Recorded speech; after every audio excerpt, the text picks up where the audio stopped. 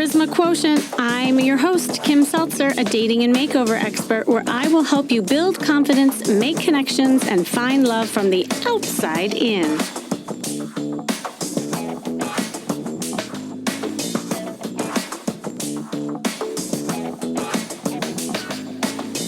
Have you ever wondered, if you're struggling with dating, why it seems so easy and fun for some people, but feels completely frustrating and challenging for you? That you give and give and give, and you do everything in your power to be a good person and make your dates and relationships feel amazing, but you are somehow left with feeling depleted and getting nothing in return. And when you are dating, if you are experiencing too many failure to launch relationships or attracting the emotionally unavailable or people or takers, you may often find yourself coming up with reasons or excuses as to why you're having difficulties. You may say, "Oh, I'm just so unlucky in love." Or you're lamenting, "All the good ones are already taken. It's too late for me." And the truth is not everyone that's quote unquote left is unavailable or toxic. Really, it's that there's a pattern here that pertains to you that is attracting the quote unquote unlucky situations and dates. So here's the thing: an important step in moving towards successful dating is to identify your personal dating communication style and having emotional boundaries when you start dating. As human beings, we all have that desire to connect and form relationships. However, if a relationship moves too fast, too deep, too soon, you may make yourself vulnerable to heartache and possible emotional injury. So that's why we really want to talk about good boundaries and communication, because when you do that in an assertive way, it'll help you get rid of this dynamic of challenging and lopsided dates and relationships.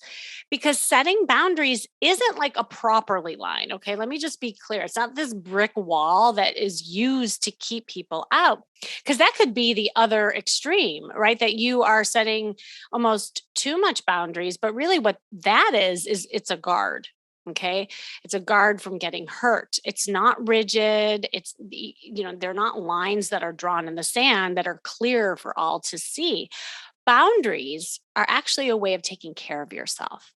And when you understand how to set and maintain those healthy boundaries, you can avoid the feelings of resentment, disappointment, and the anger that builds up when limits have been pushed. And they will be pushed, especially when you don't set them early on.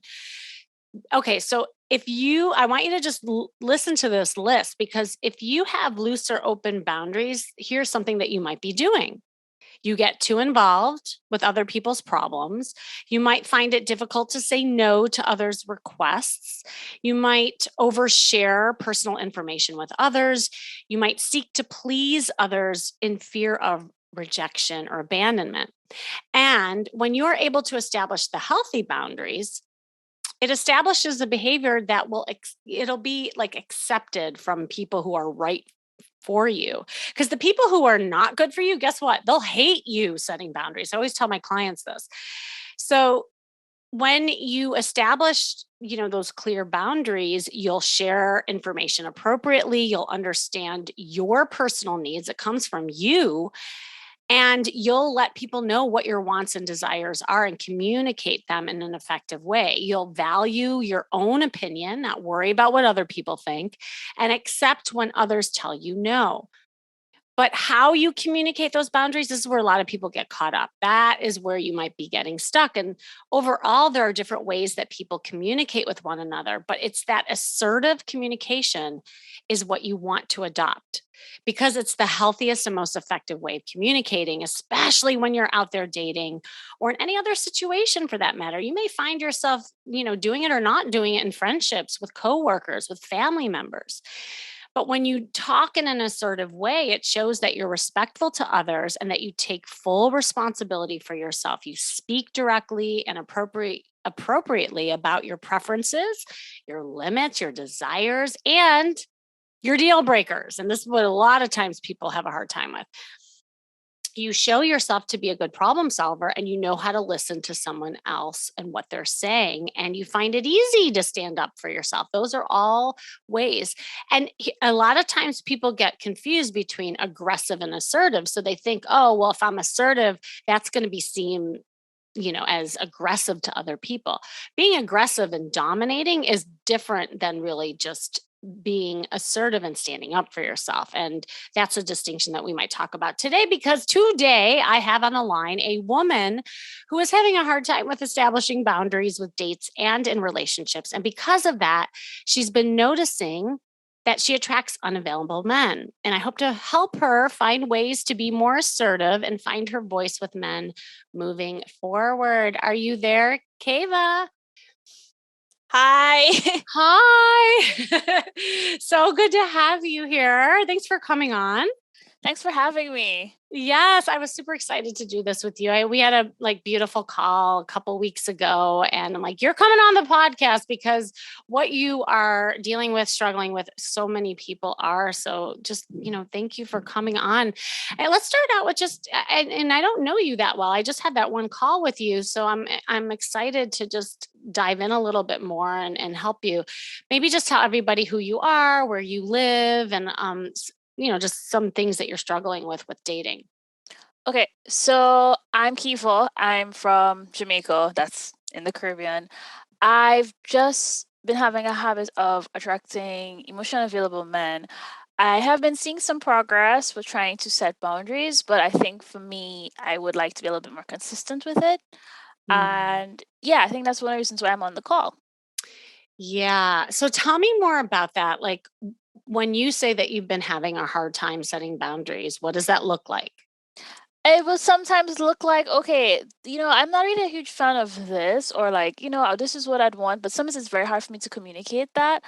Um, and sometimes it's easy. So it really depends, but yeah, it's mostly me just being comfortable enough to be like, okay, this is what I want, and this is what I don't want. And I think that is sometimes something I struggle with. I've gotten a lot better with it as of late, but I think I still see times when I like struggle with that.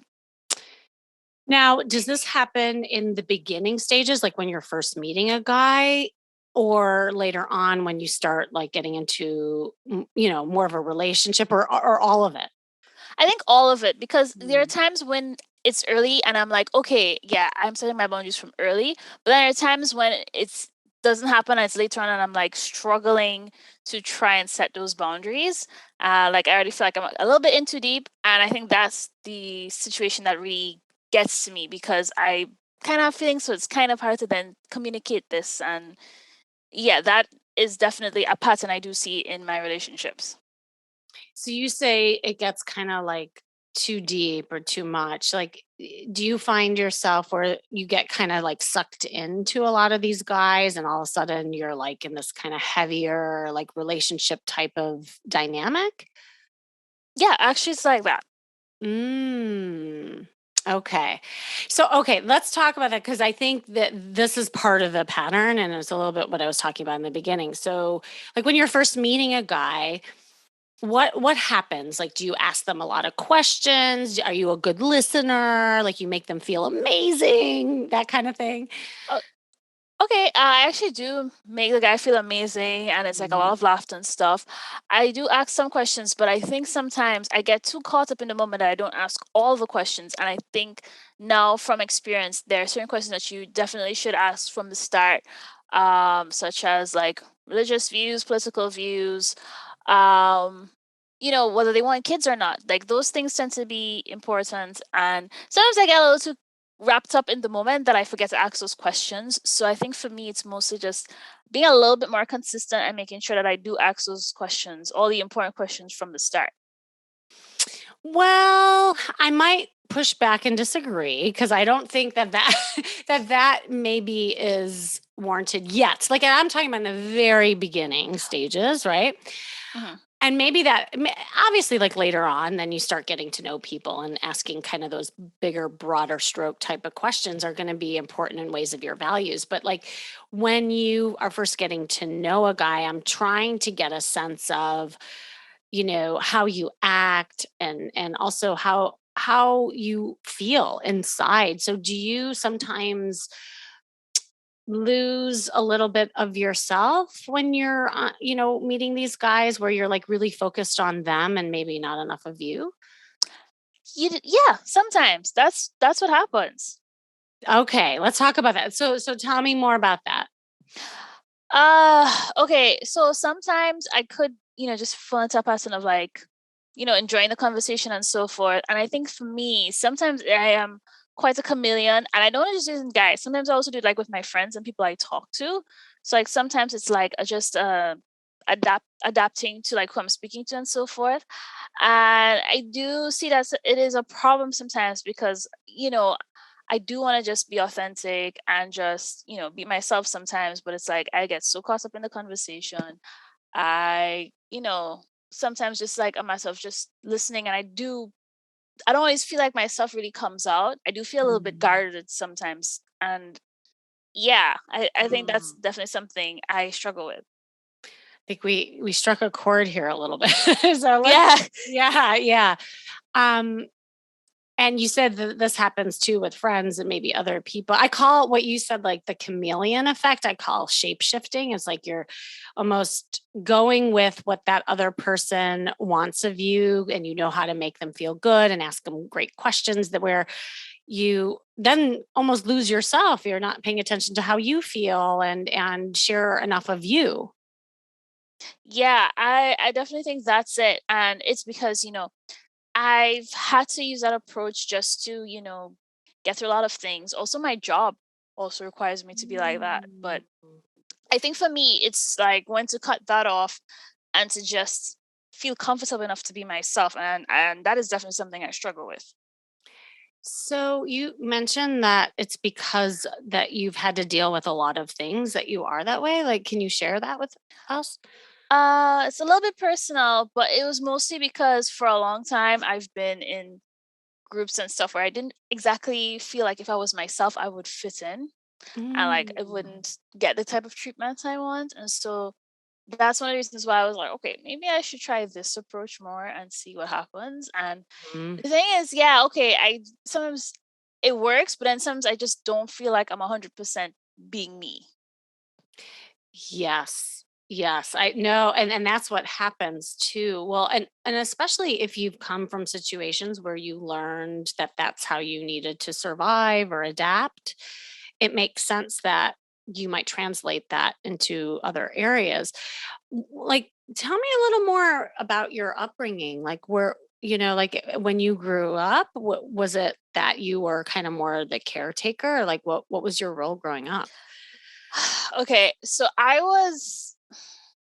guess when I was growing up, I was aiming to be more of a perfectionist. So like I would try to Mm. do well at school.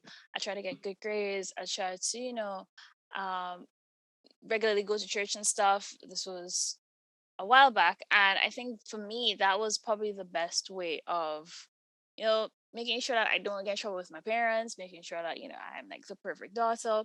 Oh. And I think that really carried over because now it's like I'm also trying to be like the perfect partner instead of just being myself, and then seeing, if somebody else is a good match for me. Okay, this is really important what you just said. So, and if you think about it too, that makes sense. Like when you got good grades and you were the quote unquote perfect student girl, like what would your parents do? It would be a reward system. Like, I'll probably get something nice to eat, or probably, would be treated well. And, the reverse would happen. And I think for me, that is definitely carried over. I feel like I've definitely Mm. made a breakthrough here. It definitely carries over in my relationships now because of that. And Mhm. I will say, part of me is getting very tired of that because I'm realizing that, hey, this is not really working anymore. And so it's just to Mhm. try to find a new way to just be okay being myself and not worrying too much. Um, but yeah, uh, I guess that's Yeah. really it. Hmm. It's amazing how things get like imprinted on our brains and our souls, with different dynamics. And it sounds like, growing up, you would get validated or loved when you did good. Like when you achieved something and you were that like quote unquote perfect girl. And if you didn't, what would happen? If I didn't, I would. Okay, so if I didn't, I would probably be, I would be able to disappoint myself. But the thing is too, I'd also, not really get that approval and stuff from my parents as much. And I think that is one of the reasons why I probably do shift is really to some just get that validation. And I'm realizing a lot of this right now. Yeah. Powerful stuff. Yeah, I mean, think about that. Like if you are worried about disappointing, and it goes back to, I often use the metaphor of like the mothership, right? It's like the mothership is hovering, and inside the mothership is really your upbringing, and the inner child of you with your parents on board. And if you got rewarded for doing what they wanted of you, right, and in ways of achieving and doing really well and being the good girl, then disappointing them by not doing well was not good for you, right? And so it almost sounds like that's how you're dating. Yeah. Actually, yes, that's exactly what it sounds like. Mhm. And that maybe you're spending so much energy on trying to get it right and making them like approve you and feel approved from your dates, that then exactly what you said, you lose your authentic self and maybe what you really want in fear of them not approving you. Yeah. Wow. Okay. What's the Yeah, I wow consider. about? What are you feeling? No, I think that's exactly it. Mhm. It's an important connection. And I always say it's not to like, it's not the blame game or going back and saying, oh, it's your fault. And what do I do? It's more about, oh, wow, like we just kind of connected a pattern for yourself because it's just where you've known all your life, right? It's your default button, as they call it. And so, what your journey now is to learn how to meet new men, new relationships, new situations that's independent from how people approve or disapprove you. That you're coming from a place of this is what I want versus this is what they like. And it's a big distinction. It's a different energy. And it all has to do with finding your voice and showing up more and setting boundaries. Yeah. So now the question is, well, that's great, Kimmy. How? Right? Yes. You're like, that's great. Now what? And this is always, the big conundrum. It's like, again, we can analyze this to death, but it's really kind of the real time action plan that you'll need to do for yourself. So, okay, so fast forward to now. Tell me a little bit about your dating life now. Currently, are you out there online? Are you dating up a storm? Are you shut down? Like, where are you at? So I've been, trying some dating apps, trying to put myself out there, but I'm not really feeling what I'm getting. And I think it's just because I've been a little bit more particular with what I want in a partner. Mm-hmm. And like I pay attention to like the signs. Like there's also certain things like I would want, and if I'm not seeing that, I would click make it, this is not for me, or you seem like a great person, but this is not for me. So there's been like a lot of work from previous times where I'll just be like, okay, you seem great, or you seem like really attractive, let's go. I'm like, Mm-hmm. now I'm like, okay, I'm just gonna be a little bit more selective. So the thing is, yes, I am, currently, dating, looking around. There is somebody I'm talking to, and I'm just taking my time, seeing where it goes, asking all the important questions and whatnot. But yeah, I'm not fully attached. I'm just like talking and taking my time to Mm-hmm. get to know people now and just to see if they would be a good fit for me rather than, jump in as well, which is a bad habit of mine, being impulsive. Now I'm just like taking my time getting to talk and getting to know people. I think that's also been very helpful because, it's always good to just figure out, if this person's a good friend. Sometimes that takes time. So that's what I've been doing, as well as, having my boundaries and like knowing that this is a red flag or this is a green flag. And of course, red flags are no, green flags are yes. So there's some more that's been happening. And yeah, I'm just taking my time for now. Okay, that's great. And are you dating more than one person? Or are you just doing like one at a time? Like, what's your strategy right now with that? Right now, my strategy is that, I'm talking to this one guy. Mhm. And I think that's really it. But at the same time, we're not together. I just wanted to preface that we're not together. So Mhm. I could, but I haven't really been talking to everybody as much as I talk to that person. So but I'm just taking my time to see where it goes. I think if I was not in that kind of situation, I might, be open to talking to more people. So Mm. yeah. Okay. Well, this is interesting because I mean, you're in a situation where you might get to practice some of this boundary setting and tactics, if you will, to really pull in and pay attention to you more. And so, to give you some ideas, and here's where like I want to start giving you some homework, so to speak, around this. Tell me a little more about this guy and how long have you been talking? Like, tell me more about him. Okay, so we've been talking for about 2 months. He's older than me, which I actually like. Hmm. We seem to have very good conversations and whatnot. And so, yeah, and he's very consistent, very responsive. We have common interests and so forth. And it seems to be going well. I think for me, I'm giving it some time because I do think we don't have as strong as a connection as yet. And I do question that a little bit. But besides that, I think we get along very well. And yeah, it's been 2 months. So I'm actually kind of on the fence as to whether or not, do I stay or do I go? So Mm. that's actually where I'm at with that. Okay, so you said so. Tell me more about this uncertainty that you're mentioning. What's coming up?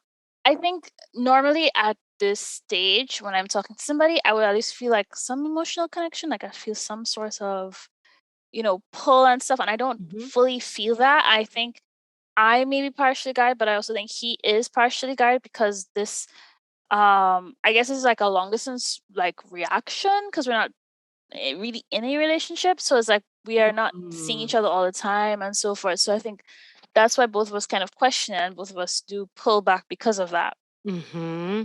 Yes, yes. Okay.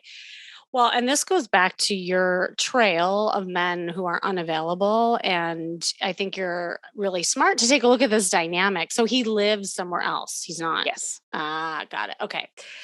Well, I think, and this is kind of more something to think about, not just with this guy, but moving forward with all of your guys, is that instead of focusing on the good questions to ask and vetting to see whether or not this is a good guy for you, which I'm hearing you say out loud. I don't know if you have a list or that kind of thing. And it's good to have a list. It's good to have things that you want and I always encourage that, by the way. And if you are listening to this, it is a good idea to write down like your negotiables and non-negotiables, just things that you're manifesting for yourself.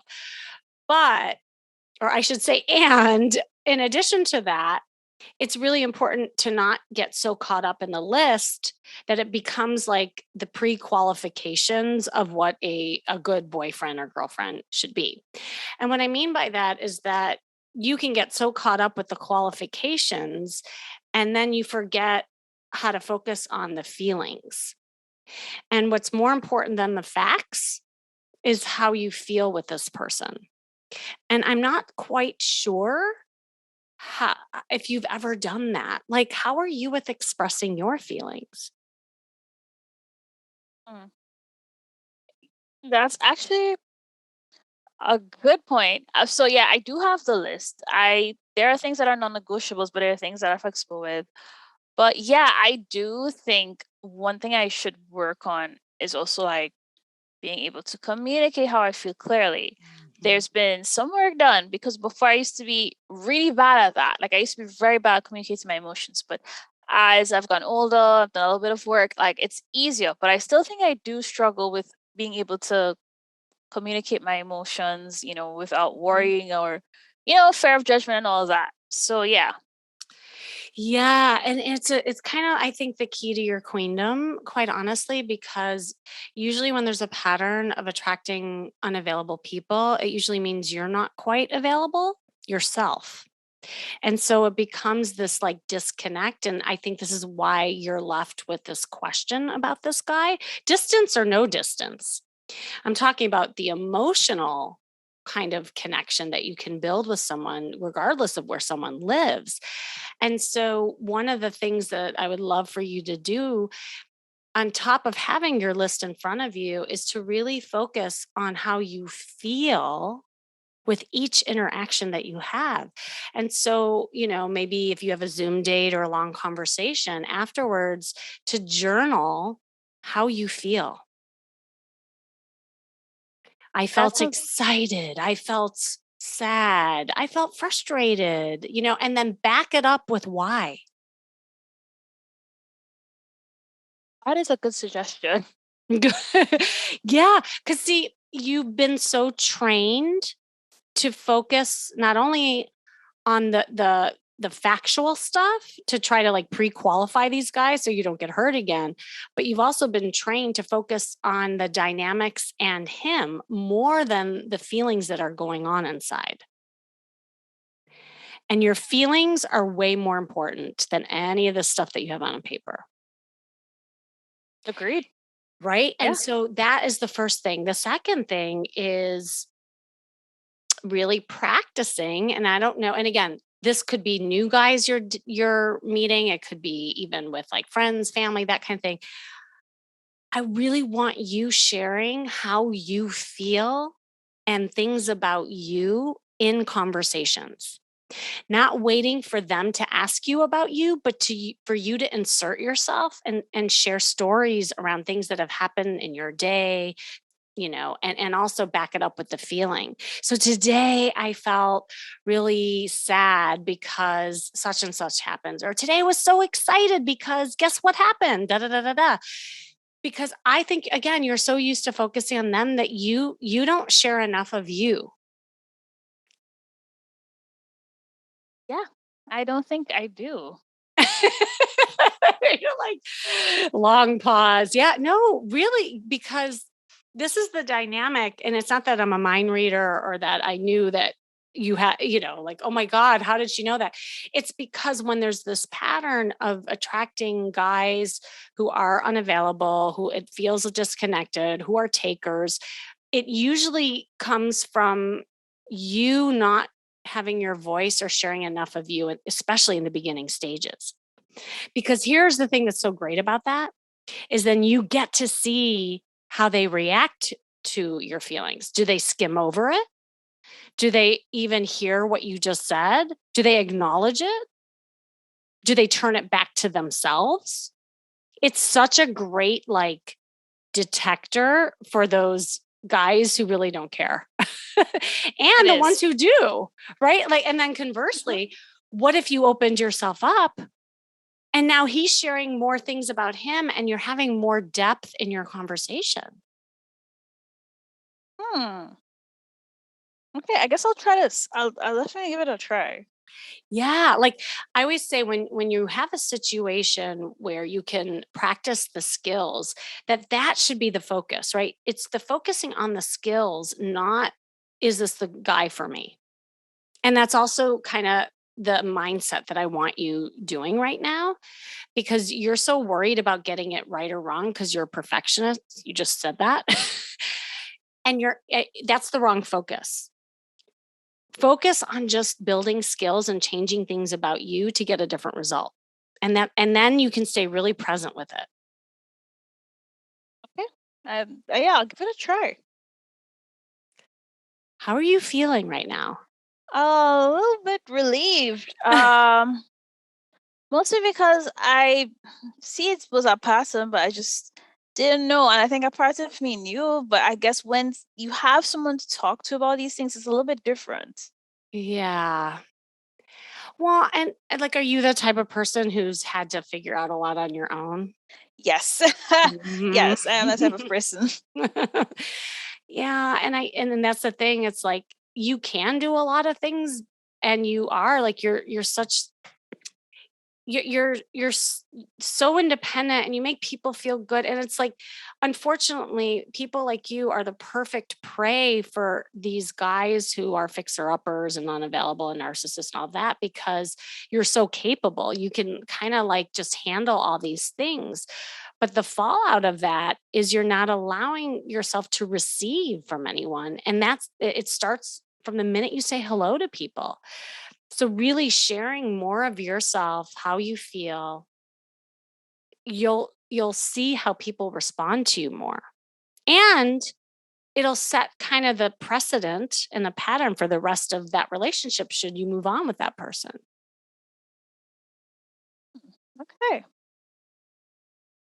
So for instance, like even on this podcast, you've been agreeing and you've been saying yes, I should do that. But I really had to like pry the feelings out of you. Like even on this podcast right now, I had to do that. Like I didn't know you were relieved. Yeah, I'm sorry. Okay. Right? Yeah, Yeah. no, I'm quite guarded, but yeah, I Mhm. think some of these things I had in my head and it was like swirling around in my head, but I think to talk to somebody, it feels a little bit better because I'm Mhm. like, okay, as you said, yeah, I'm so used to, doing things on my own, being very independent and like, you know, regulating my own emotions. But sometimes when it comes down to even just seeing how I feel or getting into detail, it's a little bit weird. I think maybe what I need to do sometimes just allow myself the space to be vulnerable. Uh and yeah, and I'm actually thank you for pointing that out because I didn't even realize I was automatically doing that until you did. Yeah, like it was so perfect. You just demonstrated in real time, I think, what happens on dates. Yeah. Right? Like you just sit there, you agree, you smile, you wave, you're awesome, you know.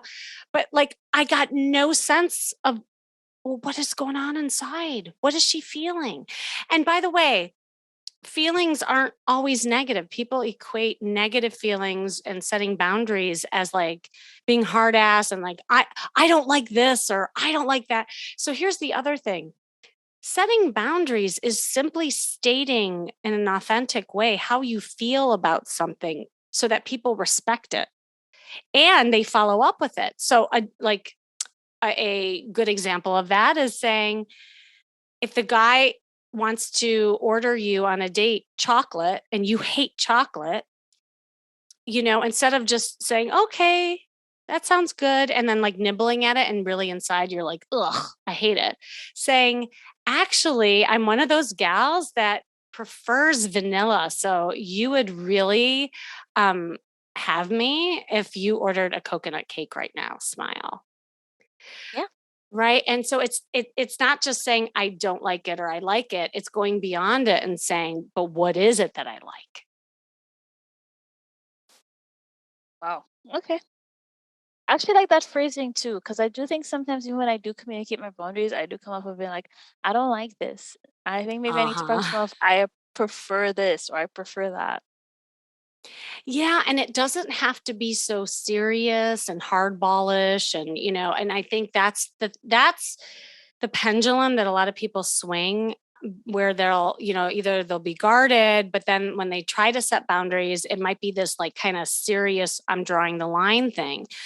And it really is somewhere in between. And when you're first getting to know someone, of course, you don't want to like be this hard ass and say, well, I don't like this and you should do this for me. And I'm not going to drive there.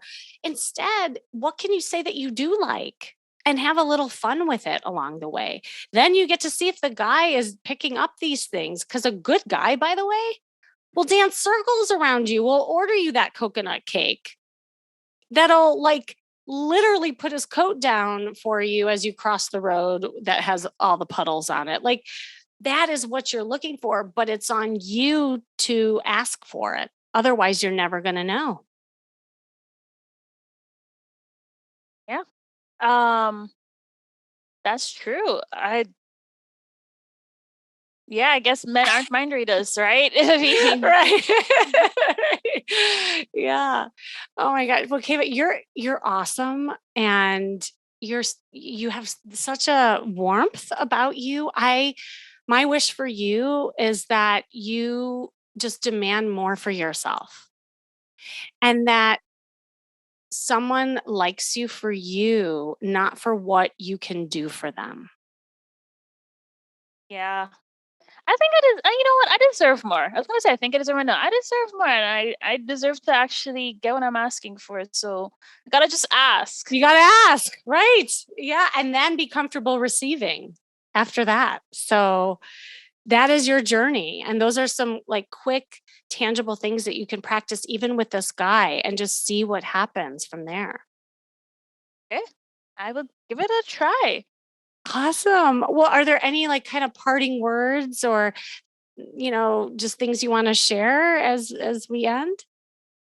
Uh, okay. Well, I guess one thing that also helps you with setting boundaries, because I've been working on boundaries, even before this call.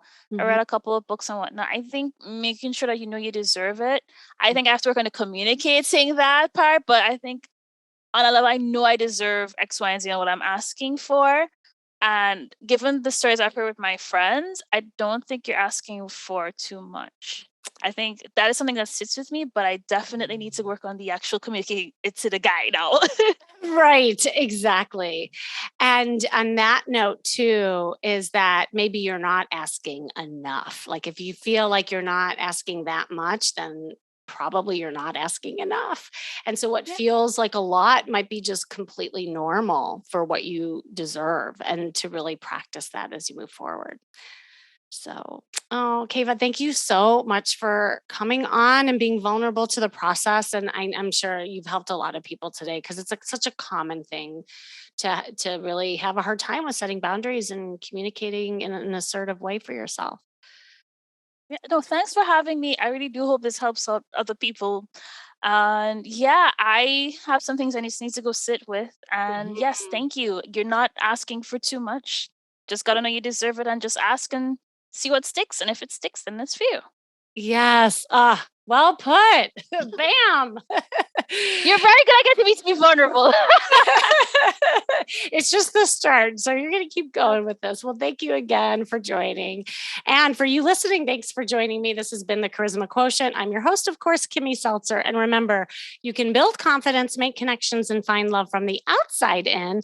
And make sure you go to my site, kimmyseltzer.com, for more information. And if you are finding yourself in lopsided situations in relationships, feeling depleted, or think dating is just so hard due to your difficulties establishing boundaries and being assertive, then hop on a free call with me by clicking the link you see in the show notes so I can help you out. That 30-minute call could change the course of your entire relationship and dating experiences. And hopefully it did for Kava too. Remember, it starts with you, and working on yourself is working on your dating life. That's all for now.